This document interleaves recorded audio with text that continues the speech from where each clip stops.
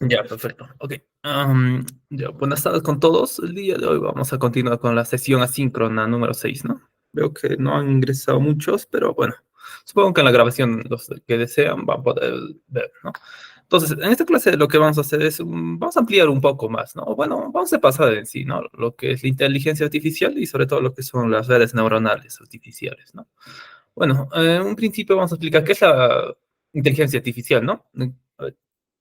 Como dice, es una ciencia que permite a los ordenadores imitar la inteligencia humana, como la toma de decisiones, el procesamiento de textos y la percepción visual, ¿no? La inteligencia artificial es un campo muy amplio, es decir, es un gran paraguas que contiene varios subcampos, ¿no? Como el aprendizaje automático, incluso la inteligencia artificial, por ejemplo, mezclado con otras ciencias, se podría llegar a lo que es, por ejemplo, la robótica, la visión por computador, entre otros, ¿no? Luego, la IA está en todas partes, ¿no? La inteligencia artificial, sobre todo su rama más popular, ¿no? Lo que es el aprendizaje automático, no solo significan robots o películas de ciencia ficción, ¿no? La aplicación de la IA está en todas partes, ¿no? Por ejemplo, para el reconocimiento de rostros es bastante usado, ¿no? Para, por ejemplo, chats conversacionales, chatbots, el mismo ChatGPT es bastante usado en esto, ¿no? Para las búsquedas de Google se sabe que para la optimización utilizan inteligencia artificial, ¿no? O incluso un caso más específico sería en Amazon, ¿no? Que en su tienda utilice inteligencia artificial para darnos las mejores opciones de compra, ¿no? En base a nuestros gustos, ¿no? Luego también se puede usar para lo que son el spam, ¿no? Para la detección de correos basura, se podría decir, ¿no? Y luego, por ejemplo, para la conducción autónoma es bastante usado, ¿no? Entonces, uno de los componentes más importantes de la inteligencia artificial en sí está compuesto por dos partes, ¿no? El primero de ellos sería, por ejemplo, lo que es la data, los datos, ¿no? Como aquí no dice, ¿no? Pero en sí la data se obtiene, por ejemplo, de distintas fuentes, ¿no? Para nosotros, eh, para nuestra práctica podríamos ir a plataformas como son Kaggle o el UCI, ¿no? La Universidad de California y ¿no? O el ImageNet, que contiene datos de imágenes, ¿no? Entonces se obtiene esos datos, luego se crean modelos y se utiliza la capacidad de computación para realizar el entrenamiento de estos modelos, ¿no? Generalmente para los modelos más sencillos, con nuestro Google Colab o incluso con nuestro mismo computador es suficiente, ¿no? Pero mientras estemos procesando muchos más datos, sobre todo datos de tipo de imagen, o si estamos procesando millones de datos, es necesario contar con un buen computador, ¿no? En este caso, por ejemplo, se podría recurrir a la computación en la nube, ¿no? Ya sea en plataformas como son Google, Microsoft Azure o Amazon Web Services, ¿no? Entonces, por ejemplo, aquí como dice, la red neuronal artificial requiere el poder de cálculo para poder aprender de los datos. Se están desarrollando y optimizando chips específicos basados en inteligencia artificial, ¿no? Para el entrenamiento de IA. La cantidad de cálculo ha aumentado exponencialmente con que 3 meses de tiempo de duplicado, ¿no? Esto generalmente hasta el año pasado se estaba cumpliendo, ¿no? Y, por ejemplo, aquí hay un artículo, ¿no? De OpenAI, ¿no? Que si no me equivoco, dice que más o menos se necesitó algo de 10 días y más de 10.000 GPUs para realizar el entrenamiento, ¿no? Del modelo GPT-3, ¿no? Entonces, eso sería por la parte de un modelo. Lo otro que se necesita, aquí dice, son los conjuntos de datos, ¿no? Los etiquetados versus los no, o los sin etiquetar. Es de acuerdo a estos datos que se tiene, que se define el tipo de modelo que se usa, ¿no? Un modelo de aprendizaje supervisado o no supervisado, ¿no? Por ejemplo, en los datos sin etiqueta se da, por ejemplo, en este caso, una imagen, sin ningún tipo de contexto, ¿no? Entonces, o sin ninguna clase de etiqueta, ¿no? Asociada a esta imagen, ¿no? Entonces, nosotros ya sabemos que se trata de una imagen de un gato y de un perro, ¿no? Pero aquí no, el modelo se da los datos en bruto y él se encarga de ya, por ejemplo, en este caso, clasificar estas imágenes, ¿no? En base a las características que encuentra. Mientras en los datos etiquetados, lo que se tiene es esa etiqueta, ¿no? Esa clase, ¿no? Aquí, en este caso a la imagen se le asocia una etiqueta, en este caso para la primera sería la etiqueta de gato, ¿no? Y para la segunda sería la etiqueta de perro, ¿no? Entonces, de acuerdo a esto se define lo que es el aprendizaje supervisado o no supervisado, ¿no? En el supervisado se utiliza para entrenar algoritmos que utilizan datos de entrada y una data de salida etiquetada, ¿no? El rendimiento se evalúa comparando la predicción del modelo entrenado con el resultado real. Entonces, esto sería un ejemplo de esto, ¿no? En este caso se tiene una imagen, en este caso ya se estaría como, o sea, realiza un preprocesamiento, entonces se tiene aquí una imagen en un mapa de bits. Esta imagen se pasa por un modelo de inteligencia artificial, en este caso un modelo supervisado, y se compara con la clase deseada, ¿no? La clase objetivo, ¿no? Si es válido, ¿no? Y ahí en base a eso se realiza el entrenamiento. Mientras en el aprendizaje no supervisado, como dice aquí, se proporciona el algoritmo sin datos etiquetados, ¿no? Entonces el algoritmo intenta descubrir patrones ocultos dentro de los datos de entrenamiento, ¿no? Los métodos de aprendizaje no supervisado pueden analizar datos complejos que los humanos pueden encontrar difíciles de interpretar, ¿no? Entonces son bastante usados estos, ¿no? Por ejemplo, se tiene este conjunto de entradas, se le da todos esos datos de entrada y ya el modelo de inteligencia artificial debería ser capaz, ¿no? De encontrar grupos, ¿no? En este caso, clusters de datos, ¿no? Entonces ya podría estar ahí clasificando, se podría decir, cada uno de estas entradas. Eso sería por esa parte.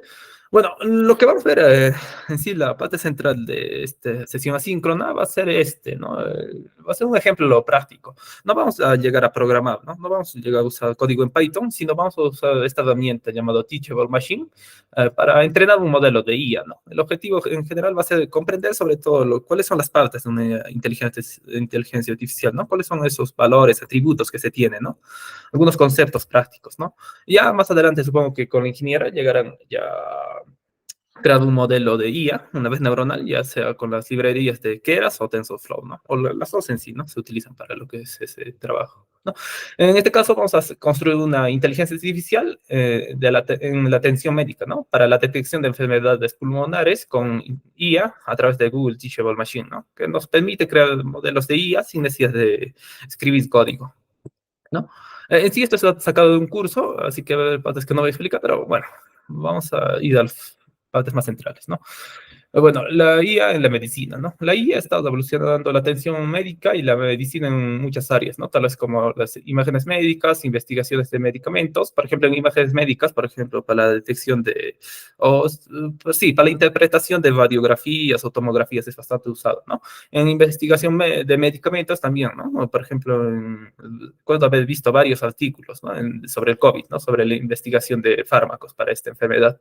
Luego también se ha demostrado que la inteligencia artificial y más específicamente el aprendizaje profundo son superiores a los humanos, ¿no? En la detección y clasificación de varias enfermedades utilizando datos de imágenes, ¿no? Entonces, el aprendizaje profundo podría detectar el cáncer de piel con mayor precisión que los dermatólogos, ¿no? Según este artículo del 2018, ¿no? Por ejemplo, un dermatólogo humano detecta el 86,6% de los cánceres a piel, ¿no? Mientras que un modelo de aprendizaje profundo llegó a una detección de un 95%, ¿no? Siendo bastante superior, ¿no? Entonces, la IA en la atención sanitaria se sabe, ¿no? Que se va a ser bastante usado, ¿no? Por ejemplo, aquí dice que podría reducirse los costos de la atención médica en los Estados Unidos en 150.000 millones, ¿no? Para el 2026. O que la IA supera a los médicos humanos expertos en muchas áreas de la salud, como ya hemos visto, ¿no? También la IA podría automatizar el 35% de los trabajos del Reino Unido en los próximos 10 a 20 años. También el mercado de la atención sanitaria, impulsado por IA, está aumentando a una tasa del 40% anual y se espera que alcance los 6.000 millones para el 2021, ¿no? En sí, este es sí, una publicación del 2020, ¿no? Luego, la firma de investigación Frost and Sullivan predice que la IA podría reducir los costos de tratamiento hasta un 50%, ¿no? Aquí, como dice el padre del aprendizaje profundo, si trabajas como radiólogo, eres como el coyote que está al borde del acantilado, ¿no? Que aún no ha mirado hacia abajo, por lo que no se da cuenta que no hay suelo debajo de él, ¿no? La gente debería dejar de estudiar radiología ahora. Es completamente obvio que dentro de 5 años el aprendizaje profundo funcionará mejor que los radiólogos, ¿no? Y sí, sí ha visto eso, ¿no? Bueno, aquí nos da algunas lecturas, tal vez alguien podría desearlo. Pero en sí vamos a pasar directamente, ¿no? A lo que es la parte teórica, ¿no? Entonces, lo que vamos a hacer aquí es la detección y clasificación de enfermedades pulmonares, ¿no? Con inteligencia artificial. Como dice aquí, este proyecto asumiremos que trabaja como consultor y ha sido contratado en un hospital, ¿no? En el centro de Toronto para automatizar el proceso de detección y clasificación de enfermedades de pecho, ¿no? Entonces, el equipo ha recopilado datos de rayos X de tórax y te pregunta a ti para desarrollar un modelo para detectar y clasificar enfermedades en menos de un minuto, ¿no? El objetivo es reducir el coste y el tiempo de detección, ¿no? Entonces, se han proporcionado 133 imágenes que pertenecen a cuatro categorías, ¿no? Entonces, tenemos la categoría de sano, que son de las personas sanas. La otra categoría sería de referente a COVID-19, que serían radiografías no, rayos X de personas que tienen COVID-19. La otra categoría sería de la neumonía bacterial y de la neumonía viral, ¿no? La última categoría. Entonces, lo que se va a hacer es pasar, se va a tener esas imágenes, se va a pasar por el modelo de IA y esto nos va a clasificar, ¿no? A qué radiografía pertenece, ¿no? O a qué rayos X pertenece. ¿No? Entonces, aquí vamos a ver ¿cuál es el funcionamiento? ¿No? Vamos a usar uso de esta herramienta, ¿no? Entonces, lo que vamos a hacer en principio, vamos a subir este conjunto de los datos de entrenamiento en las cuatro clases que existen, ¿no? La normal, la COVID-19, la neumonía viral y la neumonía bacterial, ¿no?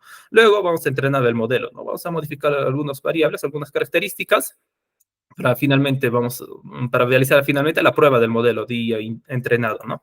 Entonces, por ejemplo, cuando ya realicemos el entrenamiento, nosotros vamos a ser capaces de subir una imagen completamente nueva que no ha sido entrenado, ¿no? Con el modelo, no ha sido usado en el modelo y este modelo que hemos entrenado nos va a clasificar, ¿no? A qué tipo de rayos X pertenece, ¿no? Ese pecho o esa imagen del pulmón, ¿no? En una persona normal, si tiene COVID-19, si tiene neumonía bacterial o neumonía viral. Entonces, ¿qué hay detrás? Dice aquí, ¿no? Entonces vamos a preguntar algunas cosas, ¿no? Nos vamos a hacer algunas preguntas, ¿no? ¿Qué significa epoch? Las épocas, ¿cuál es el tamaño del lote? ¿Qué es la tasa de aprendizaje? ¿Qué es la matriz de confusión? La exactitud, el aprendizaje profundo.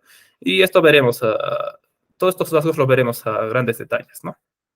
Entonces, sí, a ver, voy a realizar ese ejemplo. En sí sería esta la herramienta, ¿no? teachablemachine.withgoogle.com, ¿no? Entonces aquí es una herramienta que nos permite realizar este tipo de trabajitos, ¿no? Por ejemplo, aquí es para la clasificación, ¿no? Aquí para la clasificación de imágenes, aquí también está clasificando, ¿no? Entre si es ella o es un perro, ¿no? O para la clasificación de sonido, ¿no? O de posturas, ¿no? Se puede usar este tipo de modelos. Entonces, vamos aquí y nos dice el proyecto que deseamos, ¿no? Entonces, tenemos el proyecto de imagen, realiza la preparación con imágenes de archivo de webcams, el proyecto de audio, que nos sirve, ¿no? Para trabajar con sonido, proyecto de posturas, ¿no? Realiza la preparación con imágenes de archivo de la web, ¿no? En este caso vamos a usar lo que es datos de imágenes. Aquí nos da una opción, ¿no? Modelos de imagen estándar, ¿no? Y modelos de imagen insertada, ¿no? Nosotros vamos a usar modelos de imagen estándar, ¿no? Si no me equivoco, imágenes insertadas son sobre todo, como dice aquí, ideal para microcontroladores, ¿no? Una característica de esta herramienta es que una vez realizado el entrenamiento, nosotros podemos descargar el modelo, ¿no? Entonces podríamos descargar este modelo y utilizarlo, por ejemplo, en alguna aplicación, ¿no? Estos modelos de aquí están optimizados para lo que son TensorFlow Lite y TensorFlow GS, ¿no? Es decir, para trabajar tanto con la web como con arquitecturas pequeñas, ¿no? Entonces, por ejemplo, podríamos incluirlo en un Arduino, ¿no? Los modelos entrenados en esto, ¿no? Mientras estos ya son para modelos mucho más complejos, ¿no? Con el TensorFlow clásico podemos usarlo. Vamos a elegir este primero, ¿no? Imagen estándar, ¿no? Entonces, es aquí donde lo que estábamos hablando podemos ver, ¿no? Entonces, aquí, por ejemplo, vamos a subir a las imágenes que deseamos, ¿no? Vamos a entrenar esos modelos o ese modelo que deseamos, ¿no? Entonces, aquí tengo el conjunto de datos, ¿no? Datos de entrenamiento, ¿no? Entonces, lo primero que vamos a subir es las personas sanas, ¿no? Entonces, vamos a subir de las personas sanas todos estos datos, ¿no? Son un total de 133 datos, ¿no? ¿No? Y esta clase es la perteneciente a las personas sanas. Luego vamos a subir con otras imágenes pertenecientes a las de COVID-19, ¿no? Aquí son también 37, perdón, 37 imágenes, ¿no? Entonces, realizando la carga de estos datos y 133 imágenes, ¿no? Y este es COVID-19, ¿no? Luego la otra clase es referente a la neumonía viral, en este caso vamos a subir eh, neumonía viral, vamos a copiar el nombre primero, controlar, ya controlé, ya, y subimos las 133 imágenes, ¿no? Y esto es de frente a neumonía viral. Y la última clase que es de frente a neumonía bacterial, ¿no? Entonces aquí tenemos neumonía bacterial y realizamos la carga de estos datos, ¿no? Y aquí importante poner qué clase es, ¿no? Neumonía bacterial, ¿no? Entonces, ya hemos realizado la carga de todo este conjunto de datos, personas sanas, COVID-19, neumonía viral y neumonía bacterial, ¿no? Entonces, ahora nosotros tenemos que preparar el modelo, ¿no? Como digo, en este caso no vamos a usar nada de código, ¿no? Esta herramienta nos permite realizar o nos permite crear un modelo de IA sin necesidad de utilizar código, ¿no? Entonces aquí podemos ver, ¿no? Podríamos realizar directamente el entrenamiento, ¿no? Pero aquí vamos a ver cada uno de estos partes que nos muestran, ¿no? Lo primero que podríamos modificar son las épocas, ¿no? Una época, bueno, cuando nosotros realizamos o creamos el modelo de IA, lo que se tiene es un conjunto de neuronas, ¿no? Vamos a ver más adelante de lo que se trata de esas neuronas. Pero esas neuronas, cada imagen se le pasa múltiples veces, ¿no? Entonces, esa cantidad de veces que se le pasa son esas épocas, ¿no? Entonces, por ejemplo, este conjunto de imágenes, en este caso, se le va a pasar un total de 50 veces a través de todas las neuronas, ¿no? Eso sería la época. El tamaño del lote es la cantidad de datos que va a leer a la vez, ¿no?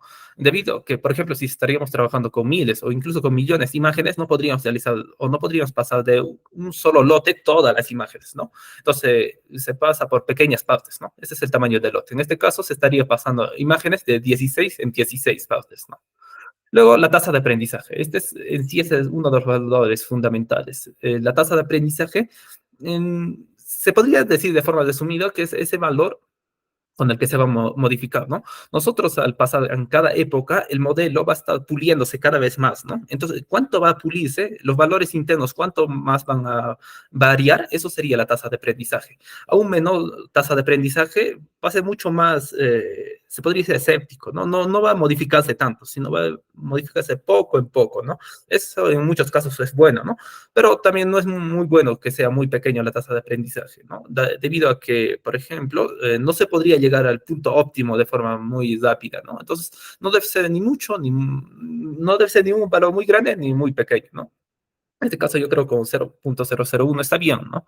En sí este modelo ya ha sido preentrenado, ¿no? De modo tal que con esta tasa de aprendizaje ya va a encontrar el valor óptimo mucho más rápido, ¿no? Pero si estaríamos construyendo, por ejemplo, una red neuronal desde cero, tal vez tendríamos que ser un poco más, o tendríamos que poner un valor un poco más alto, ¿no? Para lo que es la tasa de aprendizaje, ¿no? Bueno, aquí vamos a ver los datos. Bueno, ya aquí hemos configurado para este modelo qué valores deseamos para lo que son las épocas, tamaño de lote y tasa de aprendizaje, ¿no? Entonces, aquí presionamos en lo que es preparar el modelo, ¿no? Entonces, va a realizar esta preparación. Se podría decir que está realizando el entrenamiento del modelo, ¿no?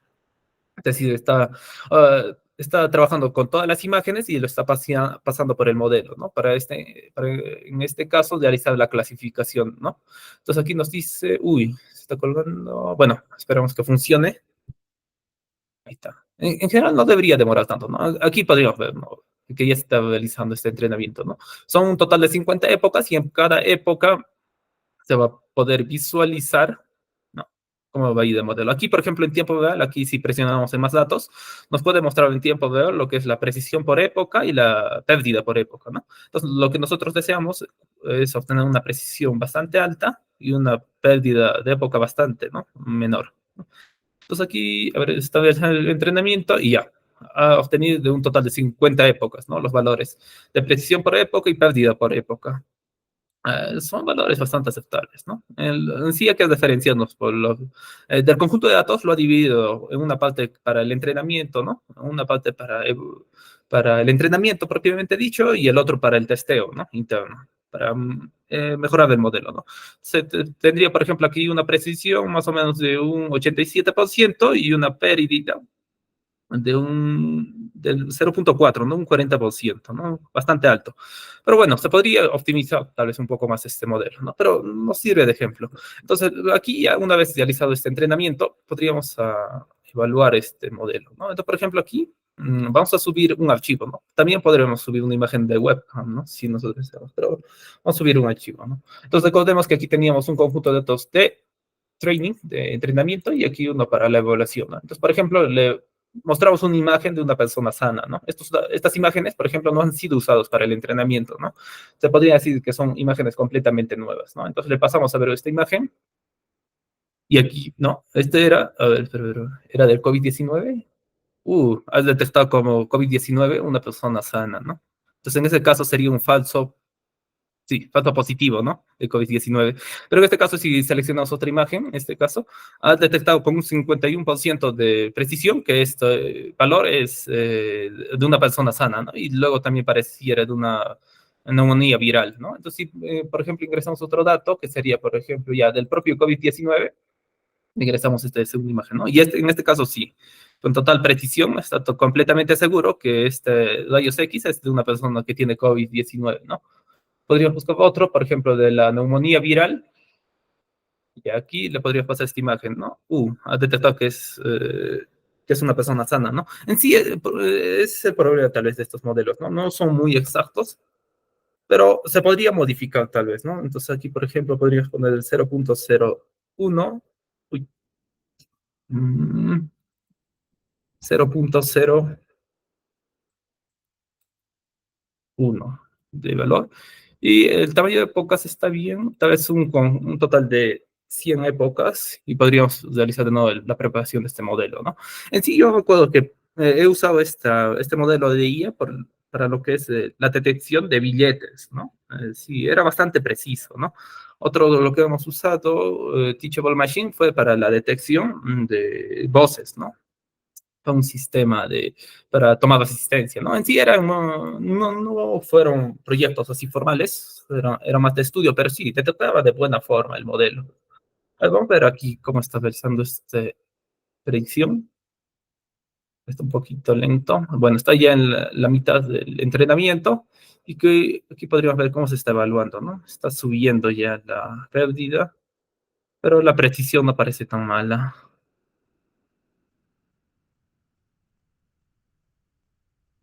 El otro hemos hecho un total de 50 por aquí, ¿no? Supongo que va a ser bastante similar, ¿no? En sí, Teachable Machine, sobre todo para practicar o para realizar algunos proyectos simples, es bastante útil, ¿no? Y, por ejemplo, le vamos a subir otro archivo. Uy, espero que no se esté oyendo. Hay una fuerte lluvia por aquí. Pero bueno, a ver, vamos a subir un archivo. No, a ver, aquí le pasamos, por ejemplo, de neumonía viral, neumonía bacterial, mejor, ¿no? Y le pasó. Y aquí sí ha detectado neumonía bacterial, ¿no?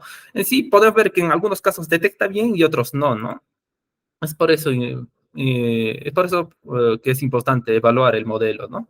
Aquí, por ejemplo, podríamos ver la precisión por clase, ¿no? Bueno, para el COVID-19 detectan el 100%, ¿no? Para la neumonía viral un 70%, neumonía bacterial 85%, y a las personas sanas un 90%, ¿no? Un total de 20 pruebas que se han realizado, ¿no? Yo creo que, bueno, para un proyecto sencillo de estudios no está mal, ¿no? Entonces aquí también podríamos ver la matriz de confusión, ¿no? Se podría ver del total de datos, 18 detectados que eran sanos. De 20, 18 detectados, ¿no? De COVID-19 todos han detectado que eran sanos. De la neumonía viral, ha detectado que algunos era bacterial, pero en realidad era viral, y otros ha detectado que era una persona sana, ¿no? Pero tenía neumonía viral. Y de la neumonía bacterial ha detectado 3 que eran neumonía viral, ¿no? De la bacterial, ¿no? De ahí se podría ver. Son resultados bastante aceptables para lo que es un estudio, ¿no? Pero en sí eso sería Teachable Machine, ¿no? Entonces, para entender lo que está pasando aquí, deberíamos entender cuál es, ¿no? La diferencia entre estos, qué está pasando internamente en esta herramienta, ¿no? Entonces, para ello debemos entender cuál es la diferencia entre un modelo de neuronal biológica y un artificial, ¿no? Como dice aquí, el cerebro tiene más de 100.000 millones de neuronas que se comunican a través de señales eléctricas y químicas. Las neuronas se comunican entre sí y nos ayudan a ver, pensar y generar ideas, ¿no? El cerebro humano aprende creando conexiones entre estas neuronas, ¿no? Entonces, las redes neuronales artificiales son modelos de de procesamiento de información inspirados en el cerebro humano. Entonces, las neuronas recopilan las señales de canales de entrada, llamados dendritas, y procesa información en su núcleo y genera una salida en una rama larga, ¿no? Y delgada llamada axón, ¿no? Entonces, sería bastante similar, ¿no? Se podría decir que es una referencia, ¿no?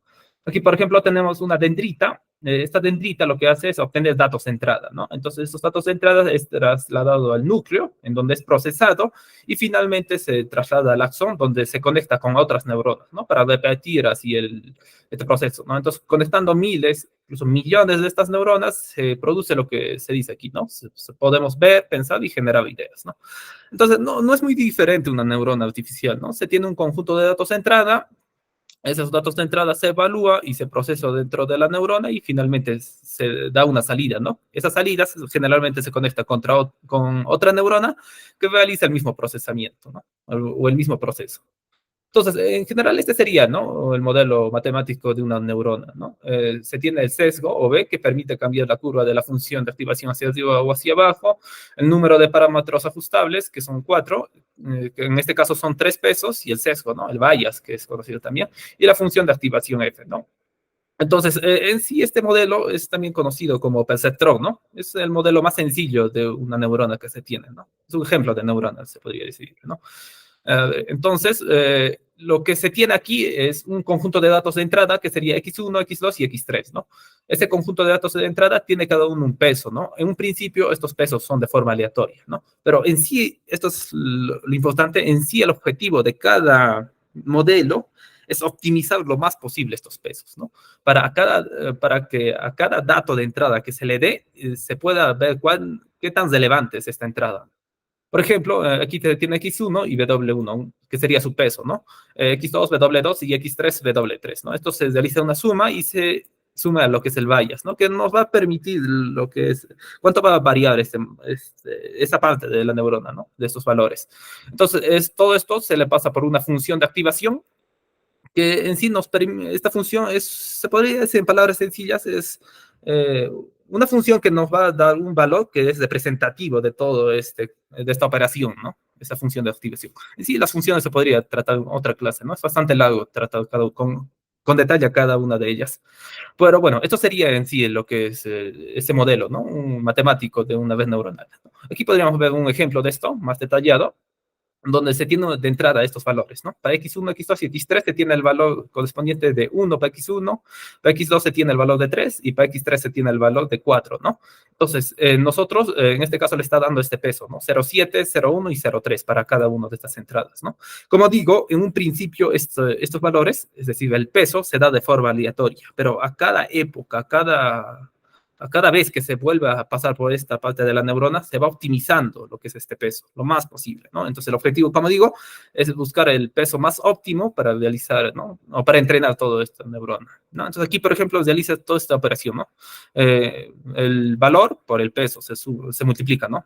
Valor por peso, valor por peso, valor por peso, o entrada por peso, entrada por peso, entrada por peso, ¿no? Y finalmente en bias, que aquí está dando el valor de 0, ¿no? Luego de esto se lo calcula o se le pasa por una función de activación, ¿no? Como digo, hay muchas funciones de activación. En este caso, esta función de activación lo que hace es que si el valor es menor a 0, le da el valor de 0, ¿no? Y si el valor de esto, de la entrada, es mayor a 0, le da el valor de 1, ¿no? En este caso, el valor es 2.2, entonces la salida le da un valor de 1, ¿no? Es una función de activación bastante sencilla, ¿no? Pero nos permite entender cómo funciona más o menos estas funciones de activación, ¿no? Luego, en sí esto sería una neurona nomás, ¿no? Pero como hemos dicho, para nosotros crear como su nombre misma dice, una red neuronal se necesita una arquitectura mucho más compleja, ¿no?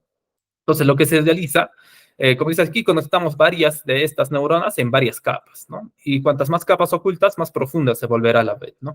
Entonces, lo que se realiza es aquí se juntan las neuronas por capas, ¿no? Aquí podríamos ver la primera capa, compuesta por todas estas neuronas, la primera capa, la segunda capa, y así podría haber muchas más capas, ¿no? Entonces, estas capas se conectan, ¿no? Con las neuronas de la segunda capa, ¿no? Es decir, esta primera neurona se conecta con todas las neuronas de la segunda capa, ¿no? Igualmente, esta segunda neurona se conecta con todas las neuronas de la segunda capa, ¿no?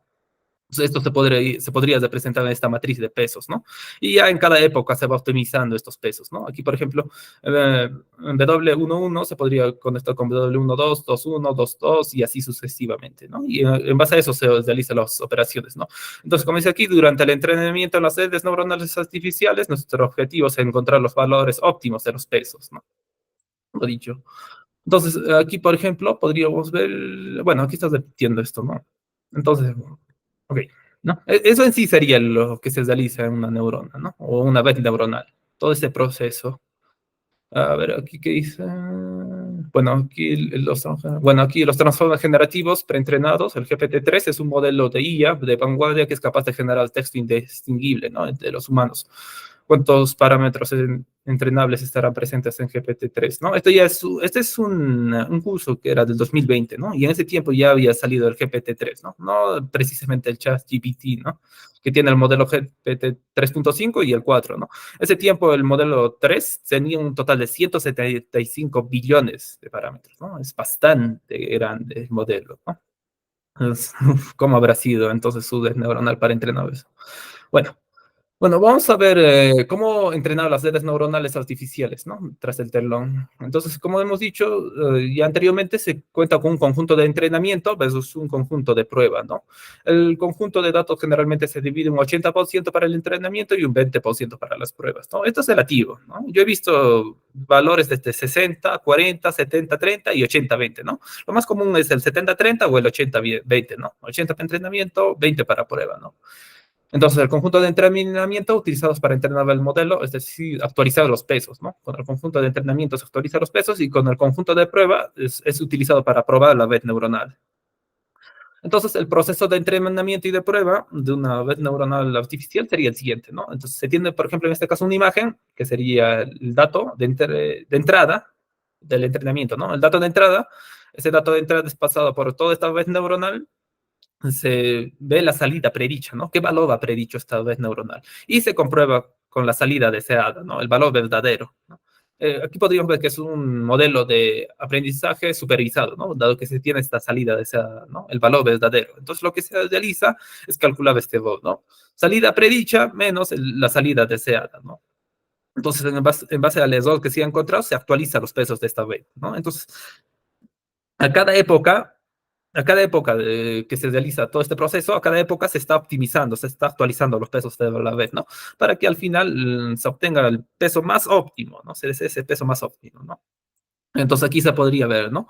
Las épocas, aquí se podría ver, por ejemplo, el error que se tiene, ¿no? Y en cada época se va reduciendo ese error, ¿no? De forma bastante, ¿no? Lo ideal sería llegar a cero, ¿no? En esos, ¿no? Es prácticamente imposible, incluso no es bueno, ¿no? Que esté en cero. Pero bueno, se intenta optimizar eso, ¿no? Entonces, eso sería el proceso. Entonces, el proceso general sería, aparte de eso, se realiza el entrenamiento, ¿no? Como dije, datos de entrada, se pasa por la red neuronal, se ve la salida predicha, se calcula el error, ¿no? La salida deseada menos la salida predicha, ¿no? Y en base a eso se actualiza los pesos de la red. Entonces, luego de que se ha realizado este entrenamiento, se realiza el testeo, ¿no? Y entonces ya tenemos el modelo entrenado, entonces se da datos de testing, ¿no? Que serían datos que nunca han sido utilizados para entrenar el modelo, entonces se ingresan esos datos y se ve la salida predicha, ¿no? Entonces nosotros ya podríamos evaluar qué tan óptimo es el modelo. Luego, tras el telón, tecnologías a detalles, ¿no? Entonces aquí ya vamos a ver lo que hemos visto, ¿no? En el Teachable Machine, ¿no? Lo que son las épocas, ¿no? Al igual que los humanos, la inteligencia artificial aprende con el tiempo, ¿no? Y su inteligencia se amplifica a medida que le proporcionamos datos de entrenamiento continuamente. Una época significa que la IA se ha alimentado con un conjunto de datos una vez, ¿no? Eso sería una época, ¿no? Una vez se ha alimentado con ese conjunto de datos.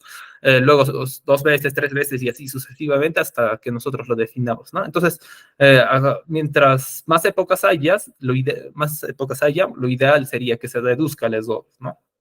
Que es hacer que lo más posible a cero, ¿no? Eso sería lo más óptimo. Luego el batch size, este sería el conjunto de entrenamiento. Como dice aquí, cuando se entrena una IA, generalmente no alimentamos el conjunto de datos completos, ¿no? A un modelo de IA debido a las limitaciones de cálculo y de memoria, ¿no? Por lo tanto, generalmente lo desglosamos, los datos en entrenamiento, en lotes más pequeños que se alimentan al modelo individualmente, ¿no? Una época contiene uno o más lotes, ¿no? Como has visto, nosotros para entrenar este modelo de Teachable Machine hemos usado un total de 16, ¿no? Por el tamaño del lote, ¿no? Pero se podría ampliar, ¿no? De acuerdo al conjunto de lo que se tiene, ¿no? Eso sería lo que es el batch size. Luego, la tasa de aprendizaje o el ratio de aprendizaje representa el tamaño de los pasos dados, ¿no? Lo que indica qué tan agresivo debe entrenarse la inteligencia artificial. Si el ratio de aprendizaje aumenta, el área cubierta en el espacio de búsqueda aumentará, ¿no? Para que podamos alcanzar el objetivo mínimo global más rápido, ¿no? Sin embargo, podemos sobrepasar el objetivo, ¿no? Para los ratios de aprendizaje pequeño, el entrenamiento llevará mucho más tiempo para alcanzar los valores de pesos, ¿no? En sí, por ejemplo, aquí se está representando en esta función, ¿no? Por ejemplo, en un principio, digamos que la IA nos está de forma aleatoria en este punto, ¿no? Esta capa, digamos, esta capa superior, ¿no? Entonces, lo que nosotros deseamos es encontrar el valor más óptimo, ¿no? Que en este caso sería ir hasta esta parte final, ¿no? Si lo representamos en este modelo o esta función matemática. Entonces, la tasa de aprendizaje va a determinar qué tanto se va a mover, por ejemplo, ¿no? Entonces, por ejemplo, en un principio podría ir poco a poco hacia abajo, ¿no?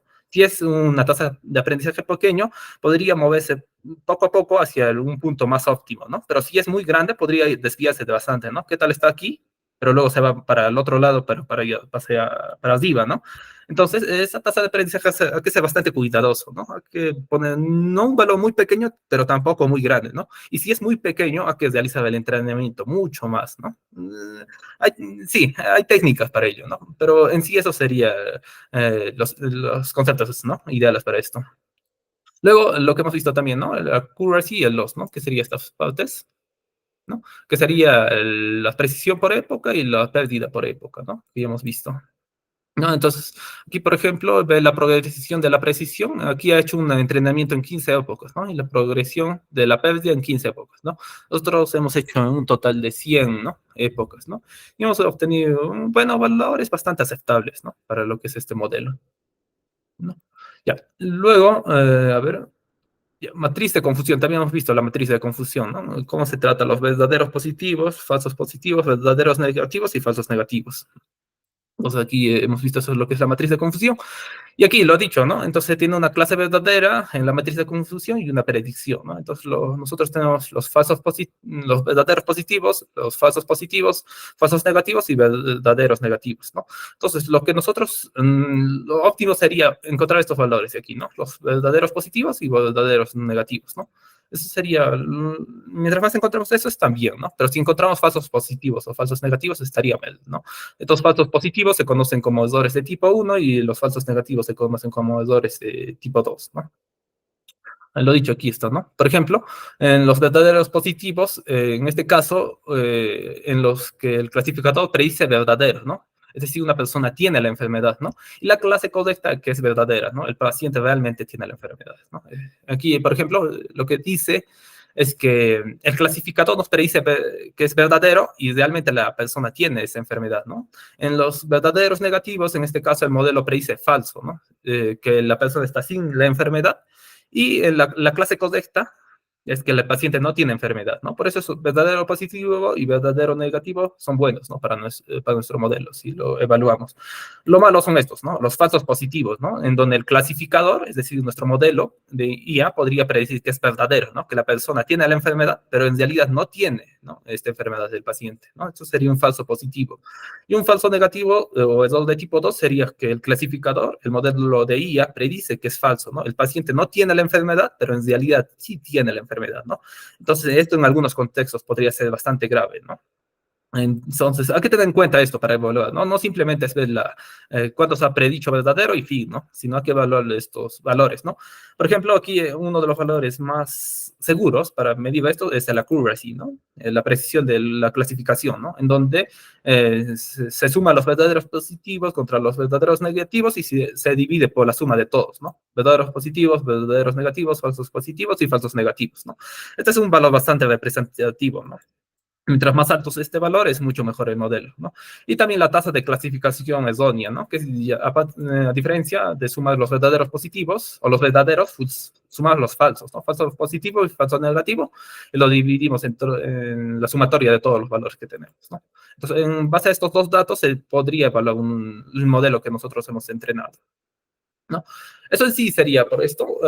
Aquí, a ver, para ampliar lo que es Google Teachable Machine, para, como dije, para proyectos pequeños, o para proyectos de estudios es bastante útil, ¿no? Yo recuerdo que esto lo hemos llegado a usar con unos compañeros en la U y sobre todo para lo que es, no deseamos realizar un entrenamiento bastante largo, ¿no? Porque para realizar el entrenamiento se necesitan miles de imágenes, ¿no? Si queremos un buen modelo, ¿no? Entonces, como esto ya tiene internamente un modelo, ya ha sido entrenado, preentrenado, ¿no? Con otro modelo, nosotros al ingresar nuestro conjunto de datos pequeño es capaz de realizar buenas predicciones, ¿no? En este caso, por ejemplo, para lo que es estas enfermedades pulmonares, ¿no?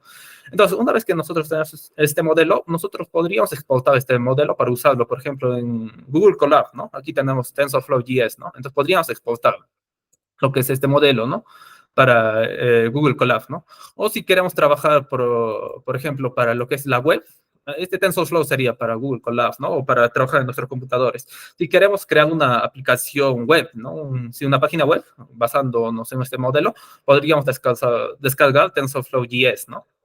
Podríamos descargar este modelo. O si queremos trabajar en una arquitectura, por ejemplo, Arduino, Coral, creo es otra arquitectura, ¿no? Raspberry Pi, podríamos utilizar lo que es TensorFlow Lite, ¿no? Que es un modelo más pequeño, más ligero, ¿no? Para realizar esta clase. O incluso esto puede servir para crear aplicaciones móviles, ¿no? Entonces podemos explotar este modelo ya que ya hemos entrenado, ¿no? Para nosotros ya poder desarrollar una aplicación detrás de esto. ¿Okay? Entonces aquí se construye tu propia red neuronal artificial con TensorFlow Playground, ¿no? Entonces, bueno, una forma de crear esto, una red neuronal es más esto, ¿no? Pero para explicar más a profundidad, podríamos ver esto, lo que es este TensorFlow Playground, ¿no? Que más o menos nos muestra cómo sería el proceso, ¿no? De entrenamiento de una red neuronal, ¿no? Aquí tenemos un conjunto de datos y aquí podríamos ver los conjuntos de datos de entrada, aquí podríamos ver las capas, ¿no? Aquí solo está usando dos capas, ¿no? La primera capa de 3 neuronas y la segunda de 2 neuronas, ¿no? Aquí se puede ver las épocas totales que se va a realizar, aquí la tasa de aprendizaje, aquí la función de activación, que en este caso está usando el ZELU, la regularización, que generalmente se usa para evitar el overfitting, ¿no? Esta regularización y aquí el ratio de regularización, ¿no? Pero en general solo estos tres por ahora vamos a hablar, ¿no? Entonces aquí nos muestra cómo más o menos se puede, o el modelo realiza la clasificación, ¿no? Entonces tiene este conjunto de datos y lo que se desea es, en base al número de entradas que se le da, ¿no? Por ejemplo, aquí se le da este número de entradas y, por ejemplo, en la primera época ya lo clasifica así, ¿no? Es bastante preciso incluso, ¿no? La segunda época lo clasifica así, así, y a las 10 épocas yo creo que ya he logrado clasificar, ¿no? Este conjunto de datos, ¿no? Entonces, si le activamos más entradas, o por ejemplo, le ponemos más capas, podemos ver qué tan bueno, o tal vez incluso se vuelva peor el modelo, ¿no? Entonces, aquí estamos creando varias capas, cada uno con varias neuronas, ¿no? De este modelo. Y, por ejemplo, aquí podríamos aumentar. Aquí también el batch size, de cuánto en cuánto se le pasa los datos, se está poniendo, y cuánto de los datos son para el entrenamiento y cuánto para el testeo, ¿no? Podríamos subir en un 70% para el entrenamiento y el resto para el testeo. Y aquí, ¿qué tan variados están los datos, ¿no? ¿Qué tan confusos se podría decir? Entonces, aquí realiza este entrenamiento y, bueno, se confunde, ¿no? Los datos están bastante dispersos, ¿no? A ver, si lo veríamos así, aquí sería un mucho más óptimo, ¿no? ¿No? Entonces estaría obtenido, por ejemplo, una precisión de más o menos de 85%, ¿no? Un total de 130 épocas, ¿no? Entonces aquí podríamos ver un ejemplo de cómo se crea este tipo de redes neuronales, ¿no? Con TensorFlow Playground, ¿no? Ahí podríamos ver, ¿no? Entonces incluso nos permite evaluar por otros tipos de datos, ¿no? Aquí tendríamos este tipo de datos, estos, o incluso más complejos como estos, ¿no? Que a ver cómo se desenvuelve el modelo, ¿no? Vemos que en 100 épocas aún no logra generalizar, ¿no? Tal vez deberíamos mejorar la tasa de aprendizaje y la regularización, tal vez deberíamos poner algo más, ¿no? Pero con nuestros caracteres iniciales no está logrando clasificar, ¿no? Pero sí, podríamos aquí probar, ¿no? Más o menos cómo se usa una vez neuronal, ¿no? Sería por esa parte. Bueno, luego, bueno, lo dicho, ¿no? Se puede exportar, guardar y publicar el modelo, ¿no? De Teachable Machine, ¿no? En TensorFlow JS, TensorFlow clásico y el TensorFlow Lite, ¿no? Podríamos publicar esos modelos. Bueno, la siguiente parte que vamos a hablar van a ser con respecto a las redes neuronales convolucionales, ¿no? La CNN, ¿no? En sí, cuando hablamos de redes neuronales, hay distintos tipos, pero en general, a un principio, los tres clásicos que se hablan son las redes neuronales artificiales, las clásicas, las redes neuronales convolucionales, que son usadas para imágenes, para el tratamiento de imágenes, incluso videos, ¿no? Si se entiende que un video es un conjunto de imágenes, ¿no? Superpuestas uno al lado del otro. Y también las redes neuronales recurrentes que son usados para datos de tiempo, ¿no? Por ejemplo, para acciones de bolsa, del clima, datos que tienen series temporales, ¿no? Que tienen, sí, series temporales en sí se utilizarían esas redes neuronales recurrentes. Luego, aquí nos dice que, bueno, vamos a hablar de lo que son las redes neuronales convolucionales. Aquí nos dice que es una imagen, ¿no? Una imagen es una escala de grises en un sistema de 256 zonas con valores que van desde el 0 al 255, ¿no? 0 representa negro y 255 representa blanco, ¿no? Estos valores, sobre todo, se tratan o se trabajan en un sistema binario internamente, ¿no? Entonces, el 255 se representa como 1, 1, 1, 1, 1, 1, y el 155 se representa como 1, 0, 0, 1, 1, 0, 1, 1, ¿no? Y el 0 se representa como 0, 0, 0, y así 8 veces, ¿no? Entonces sería una imagen de 8 bits, ¿no? Entonces, por ejemplo, de aquí se podría seccionar un 3 bits o 3 píxeles y podríamos ver, ¿no? Cómo está creado esta imagen, ¿no? Entonces, las redes neuronales convolucionales trabajan con imágenes, ¿no? Con este tipo de imágenes. Por ejemplo, en este caso, se tiene esta imagen de rayos X del pecho de una persona, de sus pulmones, y esto sería todo el proceso de una red neuronal convolucional, ¿no? Entonces se realiza la convolución mediante capas convolucionales, ¿no? A esta capa convolucional se le aplica una capa de pooling, ¿no? O downsampling, ¿no? Que sería a cada capa de convolucional, en un principio se ve los valores más saltantes, ¿no? Se apunta eso y luego se simplifica esta imagen, ¿no? O esa sección de la imagen, ¿no? Eso sería la capa de pooling, se reduce la imagen, ¿no? Y se extraen los valores más resaltantes, ¿no? Entonces se realiza múltiples veces para finalmente realizar el aplanado, ¿no? Es decir, una vez se le conecta al final en una vez neuronal normal, ¿no? Una vez neuronal artificial, lineal se podría decir, ¿no? Y esa última vez lo que hace es la clasificación, ¿no? Se va a clasificar si es una persona sana, si tiene COVID-19, si tiene una neumonía viral o neumonía bacterial, ¿no? Entonces, aquí, por ejemplo, una vez neurona convolucional, esto vamos a ver más luego, ¿no? Pero en sí eso sería lo que se pasa, ¿no? Se tiene una imagen, luego aquí se podría ver que se seleccionan los valores más resaltantes y luego de eso, de esos valores resaltantes, lo que se hace es reducir la imagen, ¿no? Donde solo nos quedamos con los valores más representativos de esta imagen, ¿no? Y luego también se hace el mismo procedimiento una y otra vez, ¿no? Hasta llegar hasta la parte lineal, hasta las últimas conexiones, que sería el aplanado, ¿no? En donde se seleccionan los valores resaltantes y para finalmente realizar la clasificación, ¿no? Entonces, a ver qué más encontramos aquí. Entonces, bueno, aquí nos da algunos conceptos, que sería el primero, los detectores de características. Las convoluciones utilizan una matriz de kernel para escanear una imagen determinada, ¿no? Y aplicar un filtro para obtener el efecto determinado, ¿no? En este caso, en una red neuronal convolucional, el objetivo es encontrar cuál es el filtro más óptimo, cuál es el kernel más óptimo que se tiene para poder entender esta imagen, ¿no? Este es el objetivo de una red neuronal convolucional. Entonces, un kernel de una imagen es una matriz que se utiliza para aplicar efectos como desenfoque y nitidez. Los kernels se utilizan en el aprendizaje automático para la extracción de características, para seleccionar los píxeles más importantes de una imagen, ¿no? Entonces, la convolución conserva la relación aspecto entre estos píxeles, ¿no? Eso sería en sí un kernel, ¿no? Y es lo que la red neuronal intenta obtener, ¿no? El kernel más óptimo para una sección de la imagen. Ostras, detectores de características. Nosotros al trabajar con imágenes, lo que hacemos es solo nos llevamos una sección de la imagen, ¿no? Cada neurona se lleva una sección de esta imagen. Un principio, por ejemplo, lo podríamos llevar de este matriz, de 3 por 3 se podría llevar, ¿no? 3 por 3 y aquí 3, ¿no? Aquí 3 y aquí 3, ¿no? Y en base a esto, nosotros evaluamos qué son los valores más relevantes, ¿no? Luego también se tiene el rectificador lineal unitario, la función ReLU, que se utiliza para agregar no linealidad, ¿no? Esta es la función de activación, ¿no? El ReLU. Es el que nos ayuda a identificar, ¿no? Nos da el valor más relevante de cada una de las imágenes que tenemos, ¿no? Entonces aplica Por ejemplo, aquí se aplica la convolución, se pasa por las capas convolucionales, aquí se va a aplicar las funciones de Velu, luego se va a deducir la capa de downsampling, en donde se reduce la imagen, se da el aplanado y finalmente se clasifica la imagen, ¿no? Aquí podríamos ver, ¿no? Justificado lineal unitario, ¿no? Cómo está modificando cada uno, por ejemplo, este píxel, ¿no? O este conjunto de píxeles, ¿no? De la imagen. Y luego se tiene esta capa, ¿no? Que es el downsampling o el pooling, ¿no? Que son las capas de muestreo, ¿no? Descendente o de agrupación de pooling, ¿no? Lo que hace esto, como decimos, es deducir el valor, ¿no?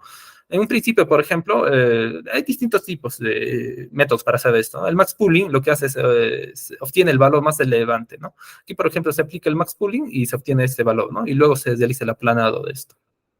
¿No? La función de max pooling lo que hace es obtener el mejor valor, ¿no?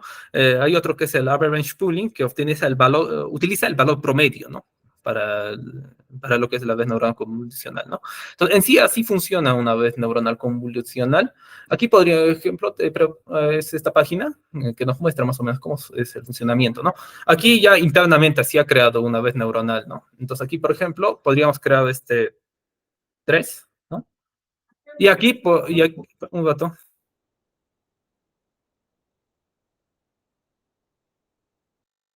Perdón. Entonces, aquí hemos creado esta imagen que es un 3, ¿no? Y aquí se podría ver, ¿no? Este 3. En un principio le damos la imagen de entrada y cada capa, por ejemplo, en este caso, está viendo cuáles son los valores más resaltantes, ¿no? Cada una de estas neuronas está viendo cuáles son los más resaltantes. Aquí se estaría dando un proceso de convolución, ¿no? Ya en la siguiente capa, que es la capa de downsampling, que suponemos aquí que se está haciendo el pooling, lo que hace es deducir esta imagen, ¿no? Entonces aquí ya no tenemos este 3, sino tenemos este 3, que es un valor más representativo de la imagen, ¿no? Entonces luego se pasa a una siguiente capa en donde se saca los valores representativos, la convolución, luego de nuevo se reduce la dimensionalidad usando el max pooling, ¿no? Y luego ya se pasa por las últimas capas de full connected para finalmente realizar la evaluación, ¿no? En este caso, por ejemplo, está evaluando que este valor es 3, ¿no? De igual forma aquí se podría ver de forma más óptima esto, y aquí podríamos ver esta imagen, ¿no? Se pasa los valores de entrada, se ve los valores más resaltantes, se ve aquí, por ejemplo, el pooling, se ve qué datos está tomando de relevancia, ¿no? Cuáles son los datos menos relevantes, luego se extrae de todas las capas, de que todas las capas están conectadas, se extraen los valores más representativos, se crean los poolings y finalmente se crean estas dos últimas neuronas o capas lineales para finalmente realizar la clasificación, ¿no? En este caso, detectado que es 3, detecta bien que es 4, como aquí podemos ver el 5 detecta bien, el segundo valor tiene el 3, ¿no?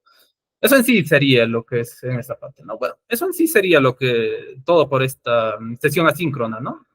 Mm, Supongo que en las siguientes clases ya con la ingeniera van a llegar a desarrollar redes neuronales más complejas usando Python con las librerías TensorFlow y Keras, ¿no? Pero por el momento eso sería todo por esta sesión asíncrona. Gracias.